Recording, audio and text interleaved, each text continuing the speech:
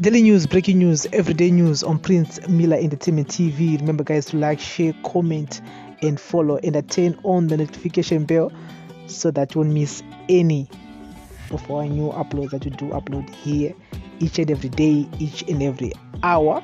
So, guys, the opposition party Citizens Coalition for Change (CCC) has stirred controversy by proposing to establish a predominantly Christian community in Zimbabwe if it emerges winners in the 2023 harmonized elections. This pledge has raised concerns among individuals who question the place of other religions in this envisionized society. Outlined in their 2023 manifesto led by Nelson Chamisa, the CCC party states that one of their strategies to revive Zimbabwe as a prominent nation within the Southern African Development Community (SADC) region in Africa as a whole is to reinstate Christian values. Section 1, 3 and 1 reads, "A God-fearing nation, God first, God is in it. We will restore Zimbabwe back to God in honor, values, faith, worship and praise. We will give glory to God for all our victories, successes and gains.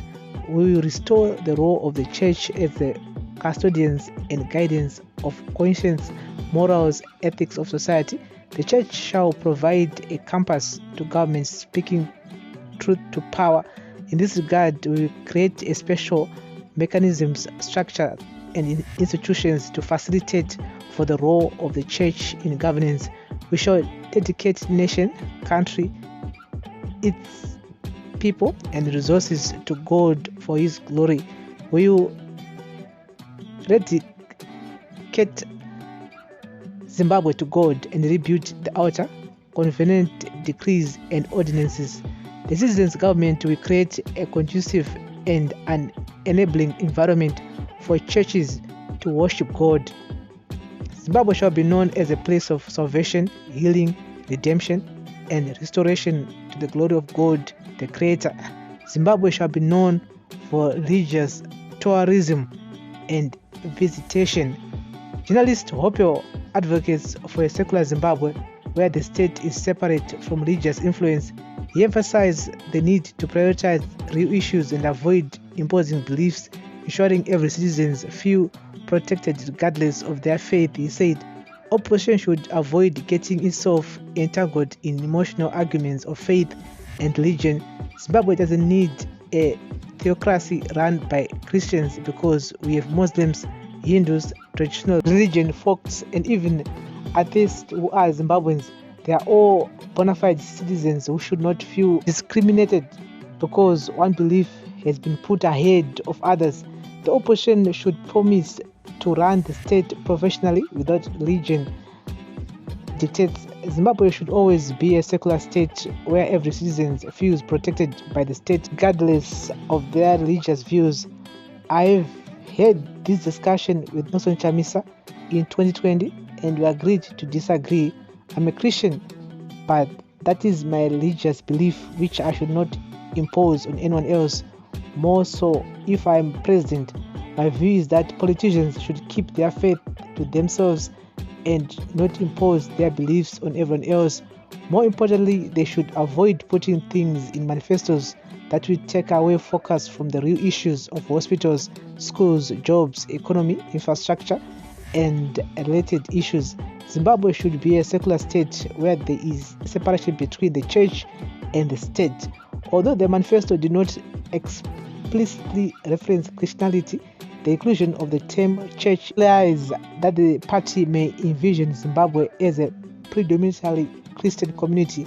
This assumption arises from the understanding that the church traditionally denotes a place of public Christian worship and is not typically associated with Muslims or Hindus as their religious practice differ. Consequently, the reference to a church may imply a preference for Christianity as the primary religious influence in the envisioned state.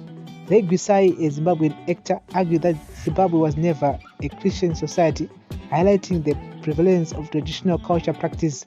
He questions the terms rededicate and restore and expressed openness to further guidance. He said, "The words eradicate and restore mean returning something to its default state?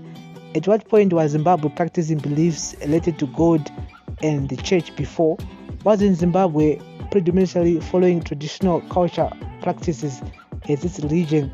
I stand guided. According to individuals such as GFGM and Livingstone Zikira, there's no issue with defining the religious identity that Zimbabwe should embrace as a nation. They argue for the importance of clarity is determining the country's religious affiliation. Zikira said, "Ope, my brother, while you make a clear point, you cannot deny these people their right to tell us how they propose to govern. It is better we know what they stand up for, just as their opponents can wake up to statues of spirit mediums in the city." Mutsengi said, Nelson Chamisa is right on this one. Foundations of democracies are anchored in values from Christendom, equal rights of all men as bestowed by the Creator, not by any man or government. The US is found on these principles, and a theocracy it is not. Some individuals have pointed out that countries like Saudi Arabia, United Arab Emirates, Italy, Ireland, Northern Ireland, and the USA, Portugal, Brazil, and others have strong religious foundations. They question why Zimbabwe could not have a predominant religious influence without forcing anyone to adhere to it.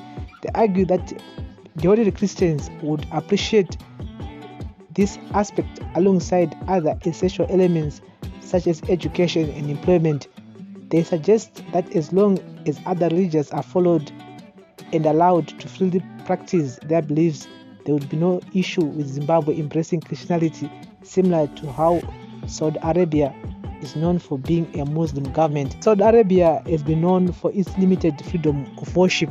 The country's legal system is based on Islamic Sharia law, and the government officially recognizes and supports the practice of Islam as the predominant religion. While non-Muslims are allowed to worship in private, public worship or public promotion or spreading of religions other than Islam is strictly regulated and often restricted. Non-Islamic religious buildings and symbols are generally not permitted, and conversion from Islam to another religion is considered a crime, which is punishable offense under Saudi law. However, in recent years, there have been some efforts to promote interfaith dialogue and tolerance, and there have been small improvements in religious freedom. So guys, that's the latest here. Inyaya dzekodzero dzevanhu kunamata tinobhilivha mune zvakasiyana siyana. Yes, I think mune munhu ane kodzero yekuita zvanenge achida kuita and panyaya dzezvitendero. That's why tine ma-Muslims, that's why tine ma-Hindus, tine ma-Christians, and saka vachamisa vari kuti once hurumende yavo yapinda pachigaro after August 23, umwe vari kuti aiwa isusu toda kuti vatiudze more about nyaya dzemabasa, nyaya dzekuti vachakwanisa kugadzira here maproblems atinawo emvura yakachena mumatepi, nyaya dzemari, nyaya dzemasalaries, because ndonyaya dzakatokosha dzekuti vanhu vazhinji vada kuziva kuti vanozvigadzirisa sei, zvinozofamba sei kana ivo vakawina maelections ari August 23. And saka mune munhu ane maonero ake, ane mafungiro ake, but at the end of the day this is a very crucial topic because as Zimbabweans andika yes tine vanhu vakasiyana siyana, hapana religion yatinoti yakakosha kupfuura imwe. Yes, tine ma-Muslims, ma-Hindus, tine vamwe vasingatombobhelieve zvitendero zvese, vanototi hakuna Mwari, hakuna kumbobvira kwaita Mwari, hatitomboziva kuti anonzi Mwari ndiani. Saka maonero avo, mafungiro avo ndozvavari vanhu ivavo vanonga vachitobhilivha izvozvo. Saka vese vanofanira kunge vachingorespectwo, vachingoonekwo kunzi ayo ndozvamunobhilivha izvi, tokubatai zvakanaka, muchangoramba muchiita zvamunenge muchiita. Freedom of worship ingoramba ingoripo kune vese vanenge vachiita zvitendero zvakasiyana siyana. So guys, this is daily news, breaking news, everyday news on Prince Miller Entertainment TV. I still think Washamisa needs to explain more. The party needs to explain more because there's a bit of argument on social media, on Twitter, people giving their views panyaya manifesto yakalauncha a few days ago on Wednesday. So guys, thank you for listening, thank you for watching. This is daily news, breaking news, everyday news. Bless up.